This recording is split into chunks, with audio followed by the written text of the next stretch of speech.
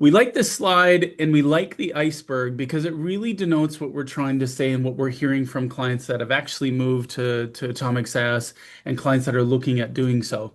The top of the iceberg is what you see. The bottom of below the water is what you don't see. And that's where the costs add up. So if you look, you can see on the top, great, not very big iceberg, but if you look below, what you don't see is all the database upkeep costs, the security, the manual patching and updates, the complex version upgrade grids, all of that technical debt. I'm not going to read all of it, but the bottom one is very important. I think it's applicable to every single shop that we talk to. Delayed feature adoption. So you're seeing Broadcom come out with a lot of great stuff with version 26, which includes AI and MCP server and all of that type of thing. Now, if you're in your organization and you say, well, I want to take advantage of that, but I'm on version 24 and I can't do that. I gotta try to organize an upgrade. And we all know how difficult that is, right? So the idea is if you shift it over to Atomic SaaS, it'll be done for you. So on the right-hand side, the idea around it is now what you get, what you see is unified service delivery that provides you an infrastructure that you can consume as opposed to manage. So what do you get? Predictable costs. I get automated updates. I get enterprise security, HA, DR, scalability on demand. We're going to talk about that a few times throughout this presentation and webinar.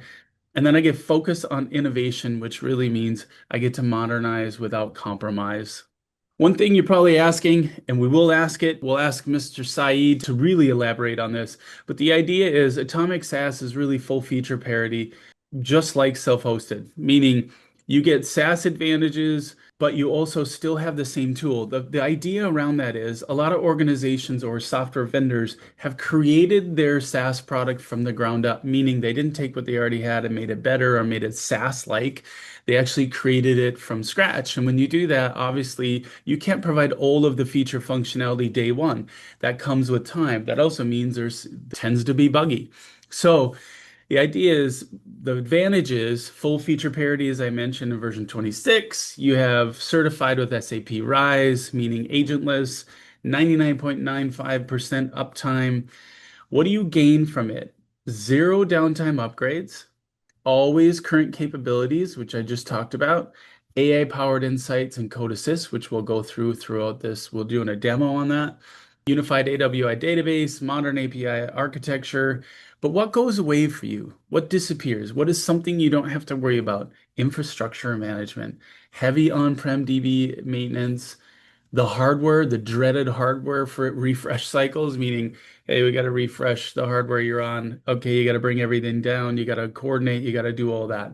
And then the last one is just vendor coordination, and not just vendor coordination, but also internal application coordination. And again, everybody on here knows how difficult that is to coordinate with all, there's shops, there's folks on here that have 500 applications within the tool, right? How do you coordinate with all that? It's just a headache. So that also goes away. All right, so this particular slide, we spent a lot of time researching this. So we went to Broadcom, we got feedback from Broadcom. We went internally, we said, hey, of all the folks that we've moved to SaaS, what does that look like? What are they seeing for cost savings? And the idea around is we came up with three different tiers. Mid-market really represents anyone with 500,000 executions and below. And if you're 500 to 5 million, you'd be labeled as enterprise average. And then global would be anything above 5 million. So I'm not going to walk through all of these different segments. What I will focus on is enterprise because that probably encapsulate the majority of our audience. If you look, we went through, we said, what's a typical infrastructure cost? What's a typical DR architecture and cost? What is the DB support? Now, if you think about that, that doesn't include everything, right? But we just took kind of the big heavy hitters and we put them and we came up with the average of about 150,000. If you're looking at mid-market, it's about 66,000 an average cost savings or eliminated costs. And then if you're global, which is 5 million and above, that gets a little more tricky because the bigger they are, the harder they are to manage because they have enterprise licenses and this and that. But our research shows it can be anywhere from 675,000 on average and more. Anyway, that's your eliminated costs. The idea of moving to a SaaS solution. And again, you've heard this from other vendors probably a lot. The idea is the operational pivot. So if you look at the bottom left, we're trying to pivot towards a SaaS agility.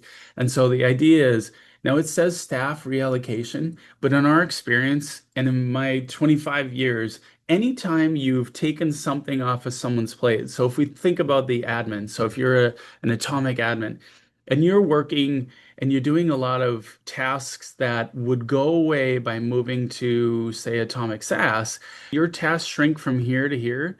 And of all these folks that we've talked to, they say to us, I just don't have time. I hear you. The AI stuff's coming out, and that's awesome. I'm so excited to take advantage of that, but I can barely keep my head above water.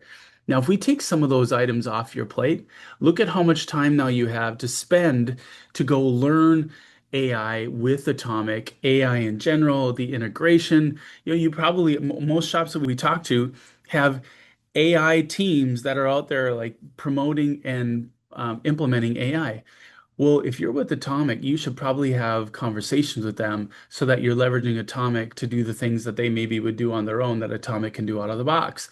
Well, again, so the idea is it's really not staff reallocation. It's more of giving you more time to do the things that you really want to do, but you can't because you're doing these mundane tasks sometimes.